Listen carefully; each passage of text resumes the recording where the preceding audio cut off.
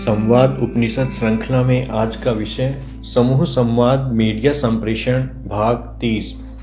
संप्रेषण की भूमिका में शरीर का संप्रेषण शरीर तक रुक जाता है, बुद्धि का संप्रेषण बुद्धि तक रुक जाता है, मन का संप्रेषण मन तक जाता है। मन के संप्रेषण को आप रोक नहीं सकते, बिना मन के संप्रेषण के आप जुड़ ही नहीं सकते। बच्चा जिसके मुंह में जुबान नहीं है, माँ बाप शब्द भी बोलना नहीं आता, उसकी हर चीज को आप समझ रही हो कि बच्चा रो रहा है तो उसका पेट दुख रहा है, भूख लग रही है या और कोई तकलीफ है, विसर्जन कराना है, वह सब आपको पता है, आप समझ जाते हो। यह संप्रेषण है, इतनी बारीकी का संप्रेषण है कि आप सब एक्सपर्ट हो उसे समझने में, हम नहीं समझते। हमको भगवान ने वह ताकत ही नहीं दी कि गहराई से समझ सकें, बिना बोले शक्ल से हम आदमी को पहचान सकें। संप्रेषण की इस कला को भी हम माया कहते हैं। वैसे इस कला में तो आप पारंगत हैं, फिर लेखन में आपकी वह कला कहाँ चली जाती है? मैं कहता हूँ आपको अपनी कलम में इस दक्षता को, विशेषज्ञता को काम में लेना चाहिए, तभी समाज में सुधार होगा, तभी लोगों के जहन में आपका लिखा शब्द अटकेगा, काम दिखाई देगा। वरना शब्द की ताकत क्या है? भाव जब तक उसमें नहीं जुड़ेंगे तब तक शब्द कभी प्रभावित नहीं होंगे। मन को जोड़ना पड़ेगा। मन को आप जितना गहरा समझ रही हैं, मैं तो नहीं समझता। आप दूर बैठे भी बच्चे के भाव को यहाँ बैठकर समझ सकती हो कि मेरे बच्चे के साथ क्या हुआ। संप्रेषण की संवेदनशीलता को शब्द देने की बात है। आप अपने बच्चे को बढ़ते हुए देख रहे हो, उसमें सारे परिवर्तन जो आ रहे हैं, क्या वो परिवर्तन आप समाज के कैनवास पर इंगित एक्सटेंड करके साहित्य तैयार नहीं कर सकते, जो रोज देखते हो अपने घर में? अपने जीवन की अनुभूतियों को शब्द देना है, भीतर से देना है। संप्रेषण का एक ही सूत्र है, मन, और वह आएगा संकल्प से। जब वह आपके लेखन का संकल्प, उद्देश्य का संकल्प दृढ़ हो जाएगा, वह संकल्प ही मन का संकल्प होगा। वह शरीर व बुद्धि का संकल्प नहीं होगा। वही नई चीज आपके लेखन में लाएगा, भाव लाएगा, शब्द लाएगा और नई दिशा देगा। शब्द परम ब्रह्म है, उसको भी मैं समझता हूँ कि कभी अंडर एस्टिमेट करने की जरूरत नहीं है। शब्द की ताकत इतनी बड़ी है कि हम रोज इतने शब्दों को बोलते हैं, तो क्यों बोलते हैं? क्या मैं शब्दों की ताकत को समझकर बोल रहा हूँ? मेरे हाथ में बंदूक है, निशाना लगाकर कहीं चलाऊंगा तो मेरा लक्ष्य पूरा होगा, अनजाने में चलाऊंगा तो किसी और को भी मार सकता हूँ। शब्द इतना ही बड़ा हथियार है और उतना ही शक्तिशाली। शब्द को ब्रह्म कहा गया है। क्यों कहा गया है? क्योंकि यह भी एक तरह की पूजा है। शब्द ब्रह्म को पाने का एक मार्ग है।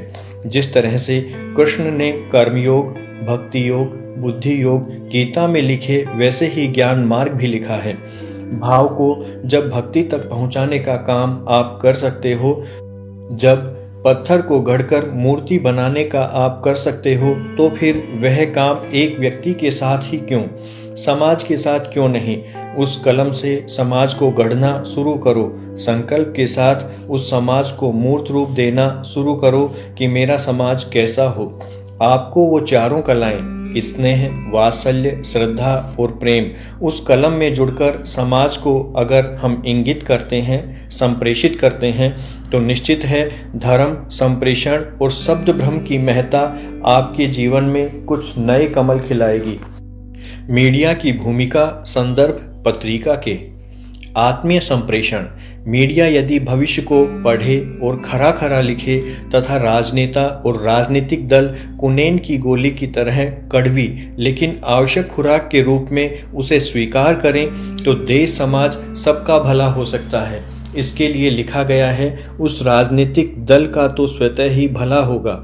जब भी किसी व्यक्ति से बात करके आपको यह महसूस हो कि आप भी एक महत्वपूर्ण व्यक्ति हैं, तो मान लेना चाहिए कि सामने वाला बहुत बड़े सोच और दृष्टिकोण वाला व्यक्ति है।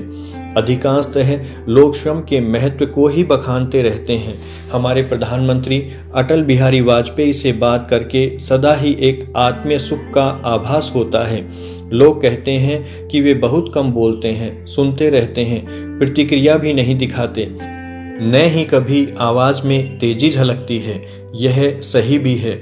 महत्वपूर्ण और आत्मीय संप्रेषण को शब्दों की उतनी आवश्यकता होती ही नहीं है, बल्कि शब्द संप्रेषण के महत्व को कम भी कर देते हैं। जब भी मेरा उनसे अकेले में मिलना हुआ, सदा ही एक गहन छाप मेरे मन पर पड़ी। राष्ट्रीय धरातल पर उनका चिंतन, उनके सपने उनकी आंखों में झलकते दिखे। पार्टी की कमजोरियों पर उनका कुछ भी कहना अच्छा नहीं हो सकता। इसकी अभिव्यक्ति का भी उनका अपना ही एक तरीका है। आप वाजपेयी जी को पूछकर देखिए कि भारतीय टीम हार गई तो क्या होगा। मुस्कुरा देंगे, बस कहेंगे कुछ भी नहीं होगा। खेल को खेल की तरह ही माना जाना चाहिए। पाकिस्तान की टीम भी कोई कमजोर टीम नहीं है, फिर मैच भी वही हो रहे हैं। हारने में भी आश्चर्य की कोई बात नहीं है। खेलों में होता ही रहता है। यह है एक स्पष्ट और व्यवहारिक दृष्टिकोण। वाजपेयी भारत के ग्रामीण जन समुदाय की समझ का बहुत आदर करते हैं। उनके साथ सारे संबोधन आत्मीयता के भाव में होते हैं। शायद जुड़ाव का यही बड़ा कारण है। नई पीढ़ी ने इस धरातल को छोड़ दिया है और केवल बौद्धिक स्तर पर आदान प्रदान करती है। इसलिए नेता तो बहुत हो गए, किंतु किसी का कोई अनुसरण नहीं करता। कुर्सी पर बैठकर तो कोई भी नेता कहला सकता है। सौहार्द का संगम। दरअसल संप्रेषण वही सफल होता है जब एक कहे तो दूसरा उसे आत्मसात कर ले। जरूरी है कि कहने वाला भी आत्मीय धरातल पर ही अभिव्यक्ति करे।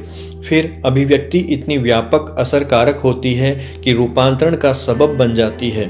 संपादकीय आलेखों की इस श्रृंखला में भी यही हुआ दिखता है। संपादक के आह्वान पर लोग अनुसरण करें, यही तो संप्रेषण की सफलता है। भारतीय चिंतन के हवाले से जीवन को रूपांतरित कर सकने वाले ऐसे संदेश हिंदी पत्रकारिता में दुर्लभ हैं। दीपावली और जमातुल विदा के संयोग का अवसर सुख शांति पूर्वक व्यतीत हुआ। पुलिस और प्रशासन के लिए राहत का दिन रहा कि राज्य भर में कहीं किसी घटना के लिए दौड़ना नहीं पड़ा। सौहार्द के इस वातावरण के निर्माण में पिछले 3 संपादकीय आलेखों की बड़ी भूमिका रही। राजस्थान वासियों को बधाई और धन्यवाद। दीपावली और जमातुल विदा के पावन संगम पर जिस प्रकार के सौहार्द का माहौल नजर आया, उससे सभी का सिर गर्व से ऊंचा हुआ। पुलिस गवाह है कि ऐसा शांत वातावरण वर्षों बाद पहली बार देखा गया। पूरे राज्य में शांति भी रही और दोनों समुदायों ने एक नया ही इतिहास बना दिया। इससे यह भी साबित हो जाता है कि सौहार्द तो दोनों ही समुदायों की जरूरत है, दोनों के दिलों में है भी। कुछ भय ही ऐसे व्याप्त थे जिस कारण दूरियां बनी हुई थी। त्योहारों के इस एक संयोग ने मन में बनी दीवारों को, जो दोनों समुदायों को बांटने का काम कर रही थी, तोड़ने का रास्ता साफ कर दिया है। प्रदेश में ऐसी अच्छी शुरुआत हुई है। सांप्रदायिक सद्भाव के क्षेत्र में राजस्थान हमेशा से एक मिसाल रहा है। अब दीपावली और जमातुल विदा के इस गंगा जमुनी संयोग पर आपसी भाईचारा दिखाकर राजस्थान की जनता ने अन्य राज्यों के लिए भी एक अनुकरणीय उदाहरण प्रस्तुत किया है। हरियालो राजस्थान। गत वर्ष पत्रिका ने राज्य की जनता से एक व्यक्ति एक पेड़ लगाने का अनुरोध किया था। परिणाम में 22.5 लाख पौधे लगाने की सूचनाएं मिली। इन परिणामों से उत्साहित होकर इस आलेख में भी राज्य को हरा भरा कर डालने के संकल्प के साथ हरियालो राजस्थान अभियान हाथ में लेने का आह्वान किया गया है। खास बात यह रही कि कई स्थानों पर जहां ग्रीष्म काल में जल संरक्षण के कार्य अमृतम जलम में हुए, वहीं लोगों ने इस वर्षा काल में जल स्रोतों के आसपास भी पौधारोपण किया। साथ ही अपने लगाए पौधों की देखरेख का संकल्प भी लिया। जीवन में भाग्य का अपना महत्व है और कर्म का अपना। भाग्य पुराने कर्मों के परिणाम से बनता है। कर्म हमारा वर्तमान है और इसी से आगे का भाग्य बनकर तैयार होता है। अमृतम जलम अभियान में हमने कर्म का परिणाम भी देखा और वर्षा के बाद इसका भोग भी हम ही करने वाले हैं। पिछले वर्ष भी एक व्यक्ति एक पेड़ का अभियान राजस्थान पत्रिका ने चलाया था। लगभग 22.5 लाख पेड़ लगाए गए। वन विभाग ने अपने हाथ खड़े कर दिए थे।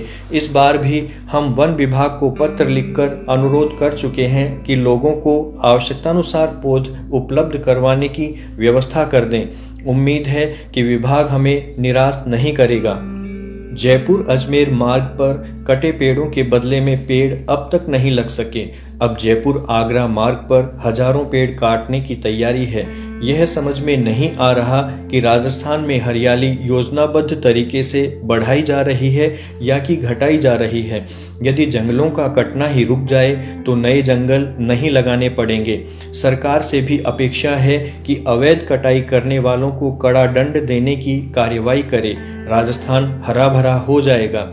आने वाली पीढ़ियों को दूषित वातावरण से काफी हद तक मुक्ति मिल सकेगी।